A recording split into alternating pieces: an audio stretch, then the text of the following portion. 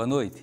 Em março de 2015, foi aprovada pela presidenta Dilma Rousseff uma medida que permite a utilização do nome social em instituições de ensino.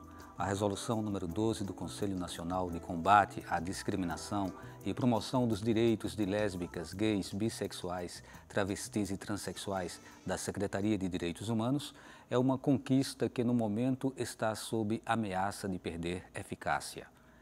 No mês de maio, deputados de 10 partidos apresentaram um projeto para suspender o direito de travestis e transexuais a usarem nome social nos órgãos públicos do governo federal. Entre os parlamentares que assinam esse projeto está o deputado Marco Feliciano, que frequentemente se posiciona contrário às questões que envolvem homossexualidade e diversidade afetiva. Algumas instituições, como a UFPE, asseguram o direito ao nome social. Mas a discussão vai além do nome e envolve os direitos LGBT de forma mais abrangente. Embora o tema principal do programa que planejamos para hoje seja nome social, fomos surpreendidos pelo terrível atentado a uma boate gay ontem, 12 de junho, em Orlando, nos Estados Unidos. Então, não poderíamos deixar de inserir uma análise sobre esse fato no decorrer desse programa. Para o debate, convidamos Luciana Vieira, diretora LGBT da Universidade Federal de Pernambuco. Céu Cavalcante, integrante do Laboratório de Estudos da Sexualidade Humana e do Grupo de Trabalho em Gênero e Sexualidade do Conselho Regional de Psicologia. Laura Kertzis-Netsky, advogada e palestrante em Direitos Humanos LGBT. Bem, vamos começar o nosso debate. E aí, até para ser um pouco didático, Luciana, vamos colocar para as pessoas o que vem de fato a ser o nome social. Bom, primeiramente, boa noite. Aliás, primeiramente, fora Temer, né? Porque não tem como discutir essas questões LGBT, né, sem falar do contexto político que o nosso país está passando, né? Em segundo lugar, eu queria agradecer o convite e dar boa noite a todos e a todas, né? Por que eu faço questão de fazer esse recorte, né, do nosso cenário político? Porque a gente vem, ao longo de pelo menos 2 anos, né, sofrendo, eu coloco a gente dentro da temática, né, que estamos discutindo, relacionada à comunidade LGBT, sofrendo uma série de ataques daquilo que a gente costuma chamar da bancada fundamentalista evangélica, né? Obviamente que esses ataques eles tomaram uma intensidade maior, né, após a questão do impeachment da presidente Dilma, porque, via de regra, eu acho que qualquer espectador ou espectadora, né, que fizer um esforço de memória para lembrar do que foi aquela sessão na Câmara, né, onde as pessoas, os deputados e deputadas dedicavam, né, os seus votos à sua mãe, a seu pai, a seu filho, à sua família, e, além disso, né, alguns pautaram, né, na sua fala especificamente algumas questões ligadas à orientação sexual e à identificação de gênero, foi uma questão que me chamou bastante atenção. Luciana, de forma alguma, sem querer cercear seu pensamento, né, sua liberdade de expressão, que inclusive é um direito que lhe assiste, eu acho que o programa tem se pautado muito nesse ponto, né, de permitir ampla liberdade de expressão. Mas a gente vai ter isso como mote mesmo dentro do programa, inclusive abordar essa questão de como que a coisa hoje está tramitando lá na Câmara, né? Até que ponto isso está representando ameaça. Mas a gente vai retomar isso. É só para esse entendimento, eu queria que você tentasse trazer um pouquinho essa resposta à pergunta que eu te fiz sobre o nome social e depois a gente vai passando e a gente retoma essa questão. Certo.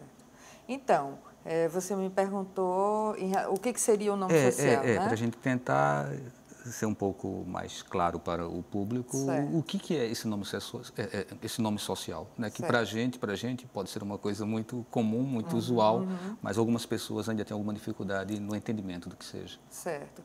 Então, a primeira questão que é importante colocar é que a gente no Brasil só precisa utilizar o nome social porque a gente não tem uma lei de identidade de gênero, como, por exemplo, a Argentina tem. Então, vamos lá. O que é o nome social? O nome social é o nome, né, que a pessoa trans ou travesti, né, ela utiliza, ela escolhe, né, como aquele nome que vai dizer respeito, né, à sua transgeneridade, vamos dizer assim, né, a sua forma de se constituir como pessoa trans. Então, é um nome que ela, né, vai se identificar. E esse nome, via de regra, ele está alinhado à identificação de gênero. Então, por exemplo, para dizer de uma forma simples, para que todo mundo entenda, né, para que o público entenda, uma mulher trans ou travesti, ela vai escolher um nome feminino. Um homem trans vai escolher um nome masculino, né, que, via de regra, é diferente do seu nome civil, né, que é o nome que lhe foi, vamos dizer assim, que é como as pessoas trans costumam falar, que foi lhe colocado, né, lhe foi imposto, né, no seu nascimento. Né. Ok, Céu Cavalcante, por que é importante você ser identificado ou identificada, ser chamado ou chamada pelo nome social? Bom, tem uma questão bem fundamental nisso, do nome social, completando um pouco o que a Luciana falou, que quando você está num processo de transição e você escolhe um nome que acaba materializando melhor esse seu processo de vida, quando você institucionalmente ou pessoalmente, quando você pessoa, quando você família, quando você instituição reconhece ou chama esse nome, você está reconhecendo essa pessoa como a pessoa que ela diz ser. Você está reconhecendo que Luciana é Luciana e não João, que alguém no passado dela disse que ela era, por exemplo, sabe? Então, a importância principal parte disso, de você reconhecer o processo da pessoa e reconhecer a autenticidade de quem ela se diz ser.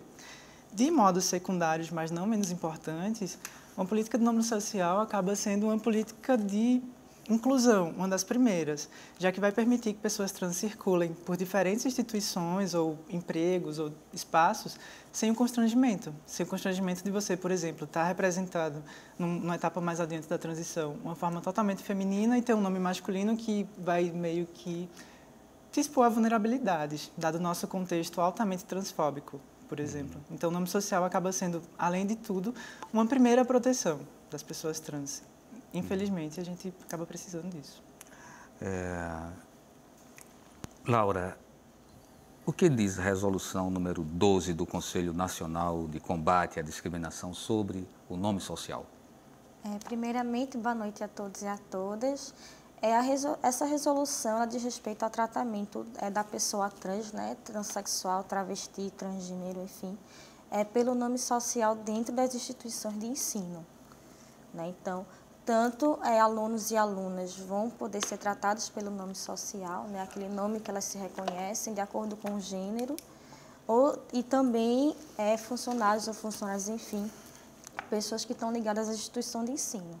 Né? Como o Céu falou, é super importante a questão do tratamento pelo nome social, que vai permitir que essas pessoas permaneçam dentro daquela instituição. Né? Porque se a escola não trata a pessoa pelo nome social, tal como ela se reconhece, dificulta a permanência e, consequentemente, né, vai trazer uma série de dificuldades dentro da vida dessa pessoa.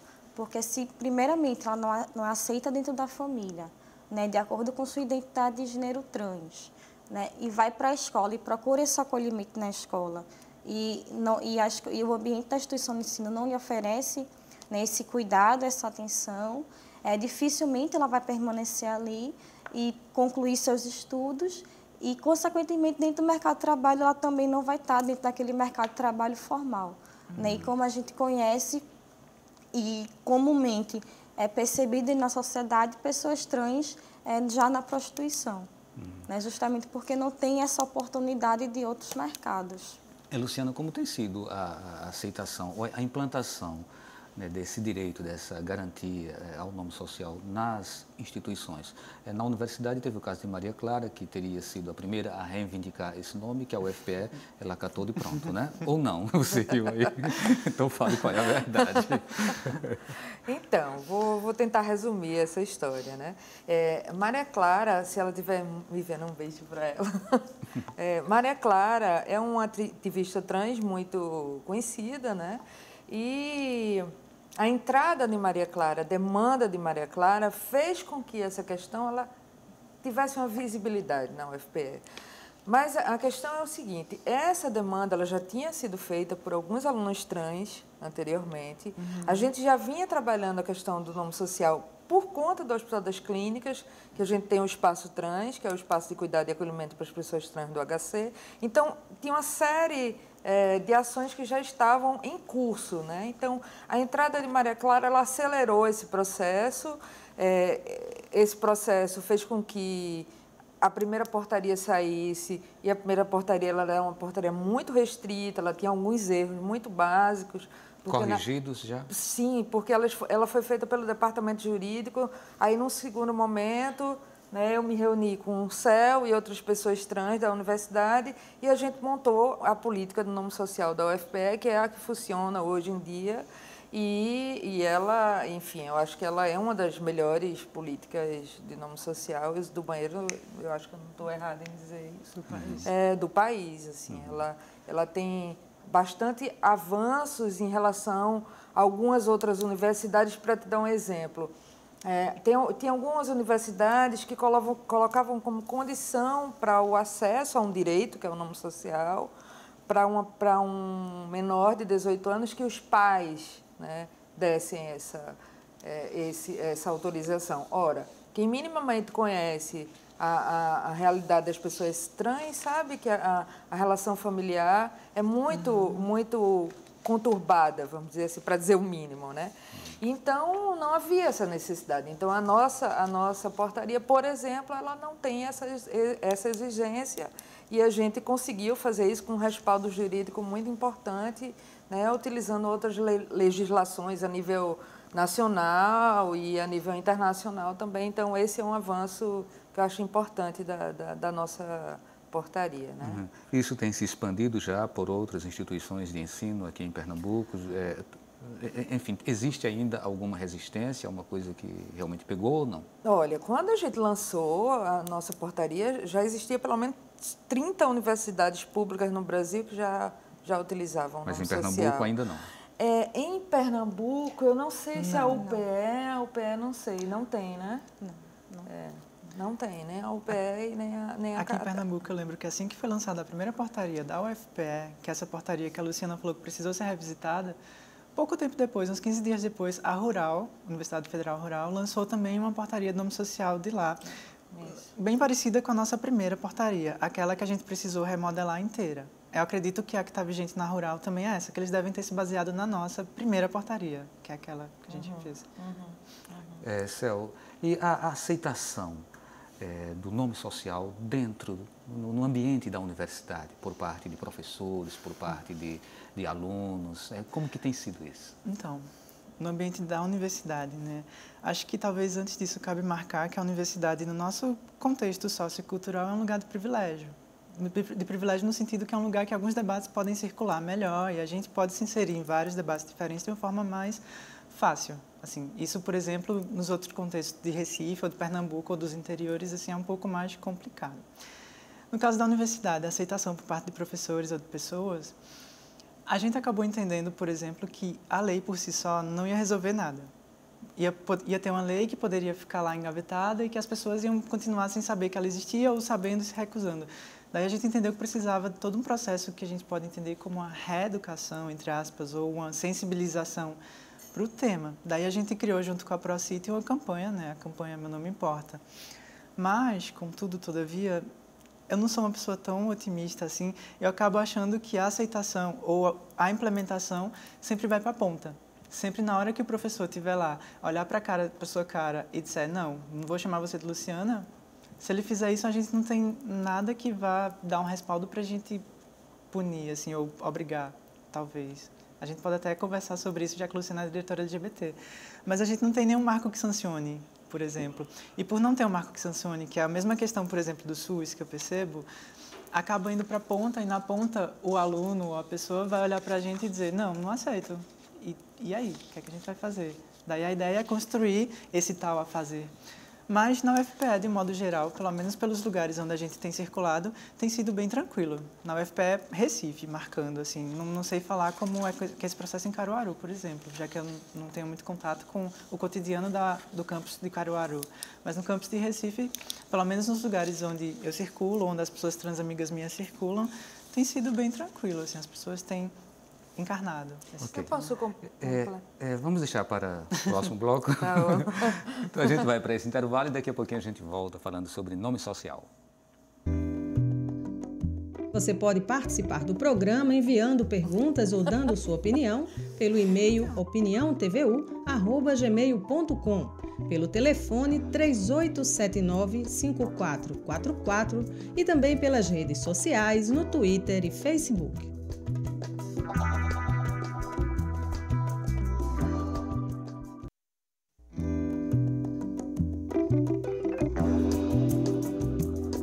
O Opinião Pernambuco está de volta com o tema Nome Social.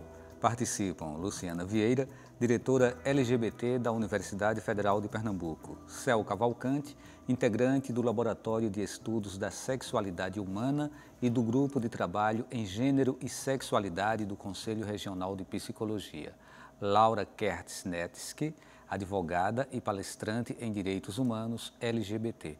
Bem, no bloco anterior, a gente falava sobre a aceitação do nome social no ambiente da universidade e aí Luciana queria complementar. Então, está com você a palavra, Luciana. Isso, é como a gente estava conversando um pouco no intervalo, né?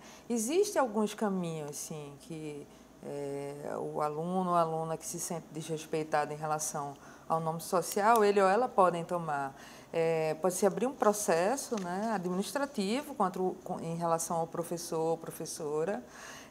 Existe um movimento a gente tem uma ouvidoria na universidade, mas ela está sendo descentralizada, então a gente vai abrir uma ouvidoria LGBT, né, dentro da diretoria LGBT. Então, tem pelo menos esses dois canais que aqueles e aquelas que se sentirem violados, né, em relação tanto ao uso do nome social quanto ao uso do banheiro, né, eles podem acionar, sim. Eu acho que isso diz respeito a uma mudança também de cultura na universidade, né? De uma certa, vamos dizer assim, crítica, né? A um protecionismo em relação, sobretudo, ao corpo docente. Né? Certo. Quando se fala nesse direito ao uso do nome social, a gente está citando aqui a universidade, mas essa reivindicação, isso deve ser uma política pública que atinja todas as instâncias. Então, Laura, como isso acontece hoje numa cidade como Recife, num estado como Pernambuco? Inicialmente, o nome social ele tem sido garantido através de portarias ou resoluções, não há nenhuma lei, né? Seja a nível federal, estadual ou municipal. No entanto, quando existe uma portaria ou uma resolução dentro da universidade ou dentro até da instituição de ensino básico, vamos dizer assim, e isso não é obedecido, não é observado por qualquer membro da instituição, pelo menos aqui em Recife existe uma lei, né, uma lei que é municipal, que ela pode punir administrativamente ou civilmente aquela pessoa que cometeu uma discriminação em relação à orientação sexual e identidade de gênero, que seria a Lei 17.025 de 2004. Nela existem algumas falhas, alguns detalhes, mas ela tem sido utilizada, apesar de pouco, mas já tem sido utilizada tanto na via do Ministério Público como na via judicial. E é muito importante também falar que essa nova portaria, né, a resolução aqui da UFPE, ela está bem de acordo com a nota técnica do Conselho Federal da OAB, que é justamente o fato da pessoa que for menor de idade não ter que pedir aos responsáveis legais né, a utilização do nome social dentro da instituição de ensino. A resolução 12 da presidenta Dilma, que ela traz exatamente assegura o direito ao nome social, ela está sendo ameaçada por uma série de partidos políticos. E por trás disso tem muita coisa em jogo, né? Como você própria, Luciana, já colocava no início do programa, lá quando eu te fiz a primeira pergunta. Então, eu queria que você trouxesse um pouco, novamente, essa discussão. Até que ponto esse direito, ou isso que seria uma conquista, está sob ameaça, de fato, de perder validade? E por quê, né? É sobretudo o porquê dessa ameaça. Bom, acho que no cenário, né, onde a democracia em si mesma ela está ameaçada, né, aquilo que a gente costuma chamar dos direitos da minoria, né, eles ficam mais vulneráveis ainda, né? Então, como a gente tem uma bancada fundamentalista evangélica muito forte, né, tanto a nível estadual quanto a nível municipal e, enfim, e dentro do nível federal, a nível federal também, essa bancada ela vem, vamos dizer assim, crescendo os ataques há pelo menos 2 anos. Né? E aí, retomando o que eu estava falando no primeiro bloco, aquela fala, né, quando estava votando a admissibilidade do processo de impeachment da Dilma, ela trazia em si mesmo, né, um determinado, vamos dizer assim, um determinado modelo de mundo, um determinado modelo de família, né? Não é qualquer mulher que aquelas pessoas estavam agradecendo, é a recatada e do lar. Não é a minha família, não é qual era a família que eles agradeciam? É a família heterossexual, monogâmica e burguesa, né? Por exemplo, não me lembro se foi uma deputada ou um deputado que falou assim, para por acabar com as cirurgias de mudança de sexo para as crianças. Quer dizer, é uma veiculação completamente moral, né? Dentro de um cenário não se cabia esse tipo, né, de discussão e, além do conteúdo moral, ou por isso mesmo, de um desconhecimento imenso, né, das discussões que são feitas, né, em relação à questão de gênero e sexualidade. Céu, então o que se pode concluir a partir dessa fala de Luciana é que essa briga, ou essa oposição, ou intriga, ou reação contrária a uma conquista não seria necessariamente ou ingenuamente apenas ao nome social. É uma reação a todas as conquistas LGBTs, é uma reação à diversidade, seria isso? Seria. A gente pode pensar um pouco que, nos contextos onde a gente está vivendo, usando a expressão popular, o buraco é um pouco mais embaixo. O que acontece? Acontece que a gente pode ir percebendo já, no decorrer dos últimos anos, se a gente tem um pouco de sensibilidade e se presta a olhar para isso, o que a gente pode chamar de uma fascistização dos contextos cotidianos. O que é que isso quer dizer? Quer dizer que tem sido mais comum a gente andar na rua e ver expressões de ódio faladas abertamente, tem sido mais comum a gente ver cenas de agressão verbal, física. Há várias diferenças, a negros, a LGBTs, a indígenas, a mulheres. Isso tem sido mais aberto. Por algum motivo complexo, tem sido mais aberto nos últimos tempos. O que é que isso acaba querendo dizer? Acaba querendo dizer que a gente está caminhando, infelizmente, a gente tenta perceber e lidar com isso, para um movimento de uma cultura de microfascismos mais abertas. O que seriam esses microfascismos? Seriam posturas e modos de ser e modos de enxergar e entender o mundo que não suportam a diferença. Basicamente é isso. Você cria uma forma engessada de ser que qualquer diferença, não só a diferença sexual, a diferença de identidade de gênero, mas qualquer diferença de classe, de raça, de marcadores variados, precisa ser invisibilizada, precisa ser assassinada, precisa sair da minha frente. Não pode. E a gente pode perceber que essas posturas vêm ficando mais aparentes nos últimos tempos. As pessoas vêm expressando mais posturas nesse nível, assim, que a gente pode entender como posturas microfascistas, com mais tranquilidade, tipo, expressando seus ódios escondidos com mais tranquilidade.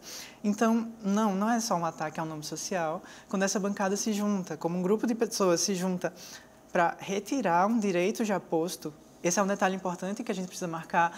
As pessoas estavam lá para legislar e não estavam propondo melhorias de vida para a população que elas representam. Não estavam. Elas estavam propondo retirar o direito de outra população. Percebam aí a gravidade da coisa. para mim é muito grave isso, muito, muito grave. E aí, quando a gente fala disso, pessoas trans acabam sendo o segmento, o primeiro a ser atingido, mas não o único. Também a política para mulheres, a política racial, políticas para indígenas e demarcação de terra, todas vieram sofrendo ataques nos mesmos níveis. Por quê? Porque a gente está, de novo, ou um certo grupo quer voltar a ter o que a gente entende como a hegemonia do campo político e hegemonia do campo social. O que seria hegemonia? Seria o controle do estar no centro e ditar o que é possível e o que é que não é possível. É isso. Laura, a impressão é sempre de que a luta por um direito, ela é sempre permanente, né? Ela não se encerra. Primeiro você conquista e depois você tem que lutar para defender essa conquista. É diante disso que está agora a comunidade LGBT? Isso, exatamente. Porque, como Luciana e como o Céu falou, a gente tem que perceber também o nosso contexto político.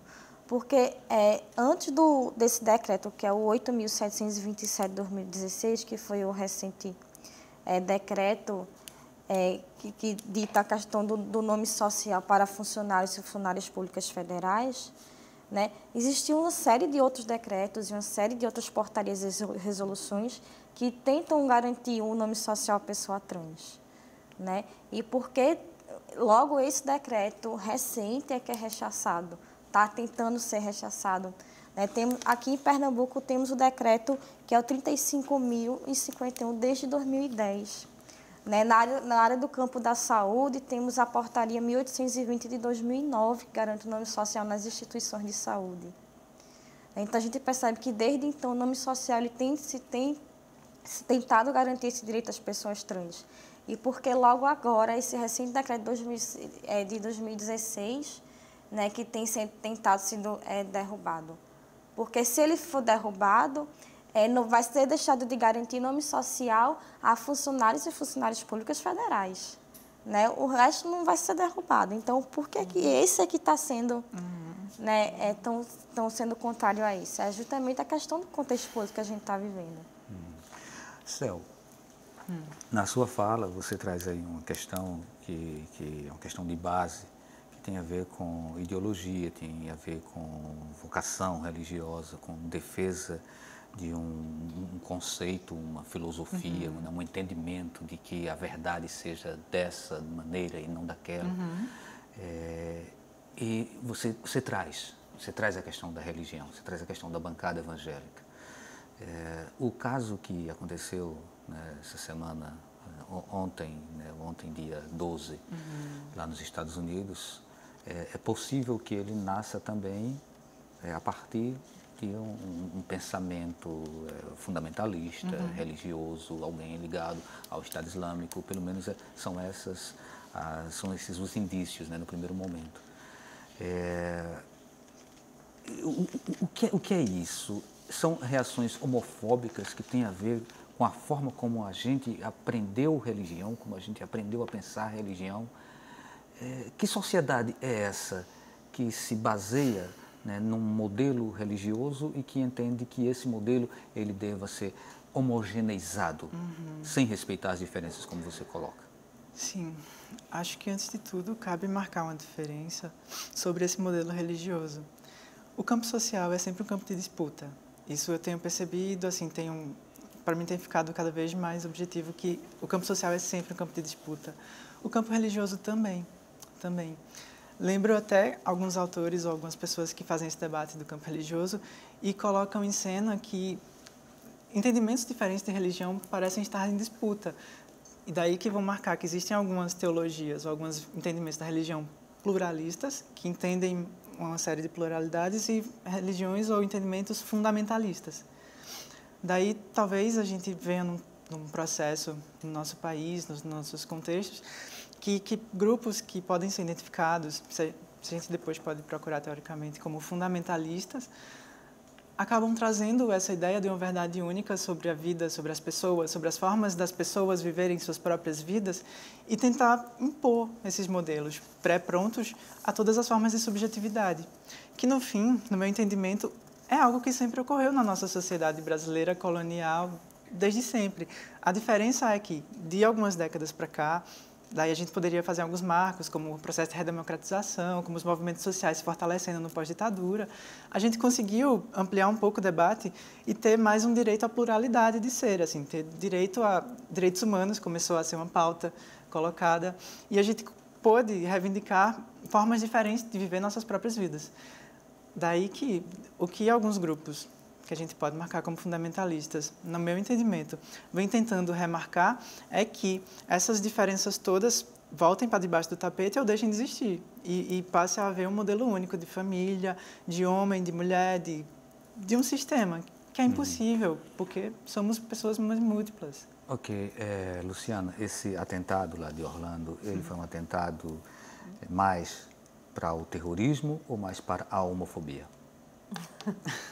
Poxa, que pergunta difícil, né? Assim,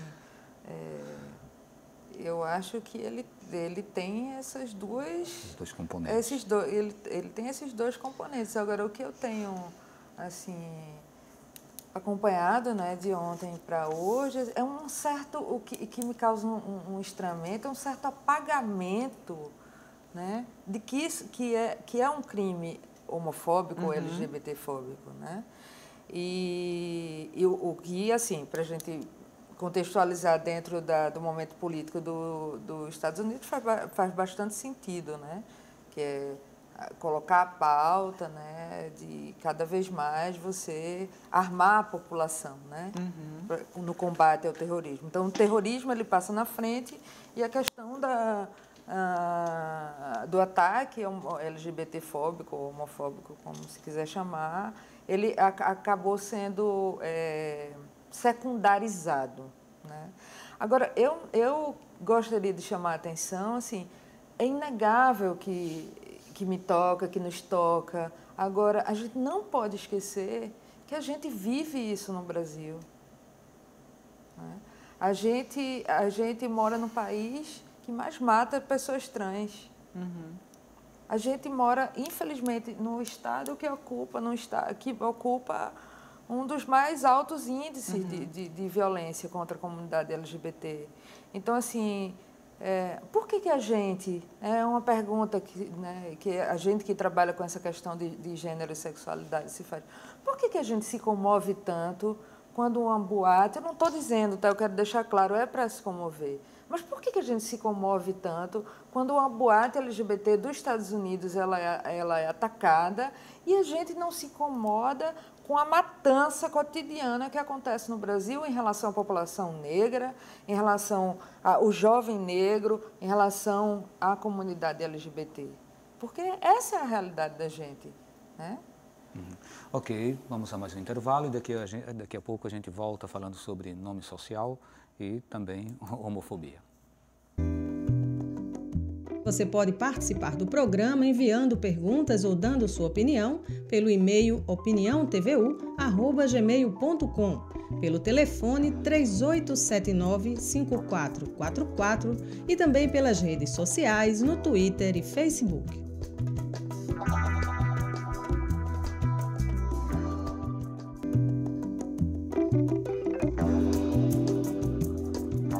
O Opinião Pernambuco está de volta com o tema Nome Social. Participam Luciana Vieira, diretora LGBT da Universidade Federal de Pernambuco, Céu Cavalcante, integrante do Laboratório de Estudos da Sexualidade Humana e do Grupo de Trabalhos em Gênero e Sexualidade do Conselho Regional de Psicologia, Laura Kertz-Netski, advogada e palestrante em Direitos Humanos LGBT. Céu, você falou que queria complementar. Eu queria só complementar um pouco a fala da Luciana, dessa questão de se foi um ato terrorista, se foi um ato de um atentado motivado por LGBTfobia. Eu acho que a gente precisa de um certo cuidado quando a gente já taxa essa questão como terrorismo, porque tem uma questão muito específica aí, que eu percebo, que é um jogo discursivo que taxa de terrorismo para jogar para longe. É como que se eu estivesse percebendo, acompanhando de ontem para hoje esse movimento, de que quando o Trump vai lá e chama de terrorismo, ele está jogando para um ocidente, está jogando para um outro, para uma pessoa que não é o cidadão norte-americano. Quando a gente talvez precise pensar que há uma estrutura que legitima com que cidadãos de bens, pais de família armados, vão lá e façam isso. Mas aí o terrorismo, na minha opinião, acaba sendo um jogo discursivo que joga a culpa para longe, para o outro, para o sempre outro. Daí essa é uma questão importante a se lembrar sempre. Ok, ótimo. E só para complementar, a gente estava falando da questão dos direitos humanos, né? Importa porque muita gente, dentro desse discurso religioso, se baseia na liberdade de crença ou na liberdade de expressão, né? Mas é importante a gente perceber a questão da relativização dos direitos humanos, né? Que a partir do momento em que meu direito está ferindo, está humilhando e está excluindo o outro, esse meu direito ele vai deixar de valer, porque os direitos humanos eles têm que ser interpretados de forma inclusiva e não de forma exclusiva. Então, a liberdade de crença e de expressão, né, é quando ela começa a excluir o direito do outro, né, de se identificar com a questão da orientação sexual, com a identidade de gênero. Essa questão da liberdade de crença ela deve ser limitada para que a questão da liberdade da orientação sexual e da identidade de gênero ela possa ser libertada. Ok. Temos uma pergunta aqui de Tereza de Casa Forte. Ela diz, pergunta se a legislação do nome social não deveria ser um direito mais abrangente dos transexuais, isto é, além dos portões universitários. Eu começaria por você. Sim, existem, né? Existem diversas portarias e diversas resoluções para além dos portões universitários, né? A resolução 11 do Conselho Nacional de Combate à Discriminação LGBT, que foi lançada na mesma época da resolução 12 que a gente tem falado, né? Ela vai falar da questão dos boletins de ocorrência da polícia, né? A nível federal. Que todos os boletins de ocorrência devem constar campos para nome social, orientação sexual e identidade de gênero.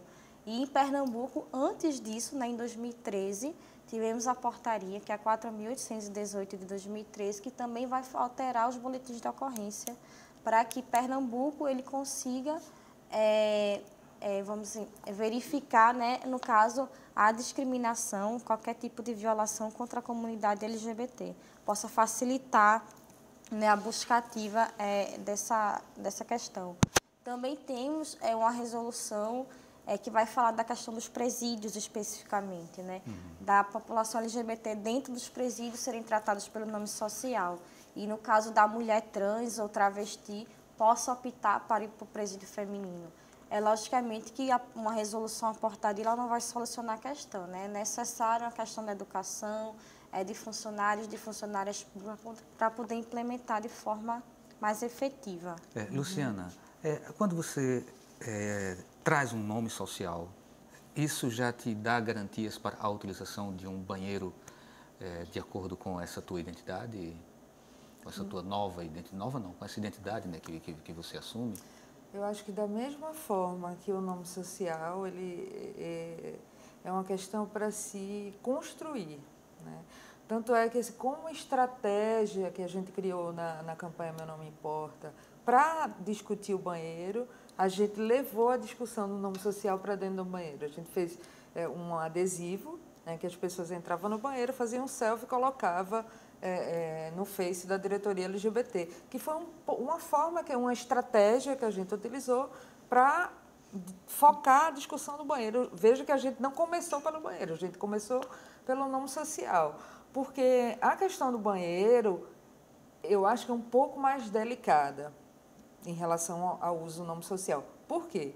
Porque existe vamos dizer assim, uma concepção muito equivocada, extremamente equivocada, que se pode fazer um mau uso do nome do uso do banheiro.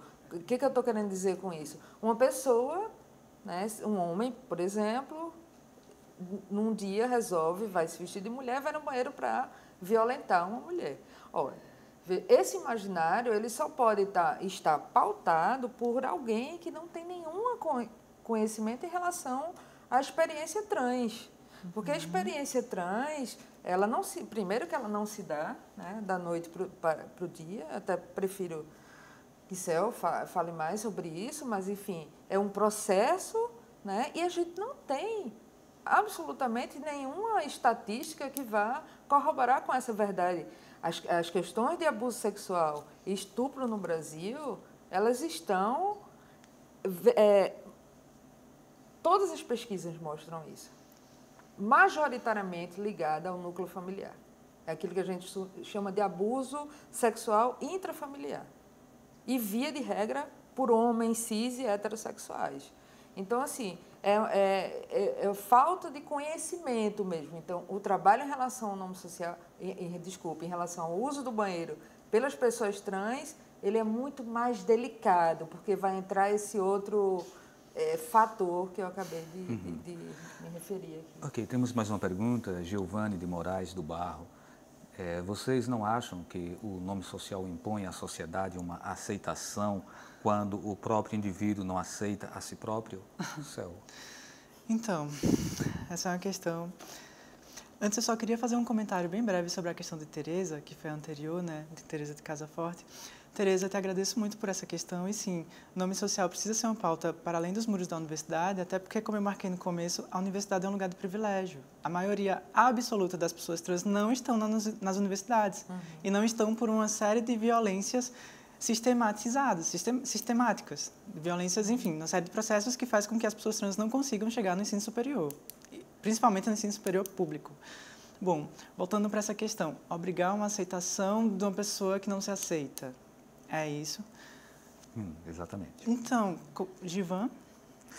O nome dele é Giovanni de Moraes. Giovanni, veja só, quando tu coloca obrigar a aceitação de pessoas que não se aceitam, tu está pressupondo que a vivência trans é algo da ordem da mentira, de que a pessoa não se aceita tal como homem ou tal como mulher, por isso, enfim, já tá, é uma pressuposição, e depois está pressupondo que a pessoa está querendo obrigar a sociedade a aceitar. Não, a gente está falando de um direito humano básico, um direito a ser respeitado, é respeitado nos espaços e ter acesso aos espaços, o direito a não ser expulsa das escolas, o direito a não ser expulsa dos hospitais e o direito a não ser assassinada. Basicamente, a gente está falando disso. Se isso é algo que a gente está obrigando a sociedade a fazer, acho que essa é a palavra um pouco forte, né? E não é essa ideia de um sujeito que não se aceita, não é. Tipo, a vivência trans é outra coisa mesmo, que acho que a gente precisa voltar para termos bem básicos lá para poder começar a chegar nessa tua questão. Mas eu só queria te pedir um pouquinho mais de sensibilidade para a causa. A gente não está falando de sujeitos que não se aceitam e a gente não está falando da imposição da sociedade. A gente só está falando de pessoas que querem viver suas vidas em paz, com segurança e com acesso à educação e à saúde. Só isso, só isso. Eu podia só complementar? Porque eu acho bem que rapidinho, que o tempo já está ficando curto para a gente. Porque tem uma diferença, assim, a questão do nome social não é um privilégio. E a forma de você se perguntar se é um privilégio ou um direito, é você se perguntar o que uma determinada pessoa está demandando, eu já tenho. Se a resposta for sim, a gente está dentro do campo do direito, não dos privilégios. Ok, só temos 3 minutos e tem aqui uma pergunta, um questionamento, uma colocação do Tarcísio Benício. Essa pergunta não foi editada, então vai demorar um pouquinho, mas eu vou ler essa mesmo. Essa questão do nome social esbarra, assim como o Céu falou, na falta de sensação dos servidores de que se recusarem alimenta o preconceito. Isso ocorre tanto em instituições públicas como em instituições privadas. Diversas vezes passo por esse problema com o plano de saúde, o qual já tive inúmeras conversas e até me prontifiquei para auxiliá-los com a sensibilização dos seus funcionários, mas a seguradora fica a procrastinar e na última sexta-feira passei pelo constrangimento novamente. Depois ele fecha, né? O Centro Estadual de Combate à Homofobia, espero que retorne logo e que o Centro Municipal de Referência em Cidadania LGBT do Recife esteja logo com advogado. Tássio Laura. Benício, conheço. Boa noite, Tássio.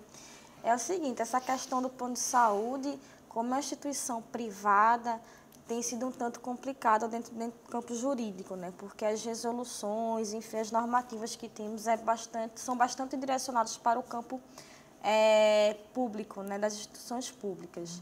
Mas já existem diversas ações judiciais, né, ajuizadas tanto aqui no Tribunal de Justiça de Pernambuco como em outros tribunais, que têm sido em face de planos de saúde, tanto em relação à questão do nome social como em relação à cirurgia, né, principalmente a questão da mastectomia para homens trans. Então, assim, nesse caso, como ele já tentou administrativamente e não tem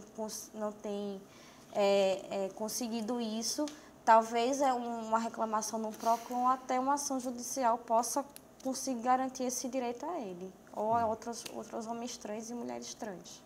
Ok, Luciana, a gente agradece a sua participação no programa. Eu que agradeço, foi um prazer. Acho que esse programa ele tem uma importância social muito grande, né, principalmente nesse momento que a gente está vivendo, né, no Brasil. Céu, muito obrigado. Agradeço e também só queria reforçar junto com a Luciana que essa pauta precisa ser discutida, inclusive por um dado bem rapidinho. A OEA, a Organização dos Estados Americanos, lançou uma nota em 2014 de um estudo que alertou que aqui na América Latina, no Brasil e na América Latina, a expectativa de vida média de pessoas trans é de 35 anos. Então, gente, isso é muito grave. Então, acho que esse programa, espero que possa ser um convite à sensibilização para as pessoas perceberem que tem um genocídio acontecendo e que tem coisas muito graves acontecendo. Ok, muito obrigado. Laura? Eu que agradeço também pelo convite, né? É muito importante a gente estar falando dessa pauta, né? Tanto os aspectos psicológicos, jurídicos, sociais, no sentido de sensibilizar a sociedade, porque existem muitas pessoas trans que sofrem cotidianamente, principalmente com a questão do nome social de não ser aceito. Ok, obrigado a todas e todos que acompanharam o programa Opinião Pernambuco de hoje. A gente fica por aqui, até o próximo programa.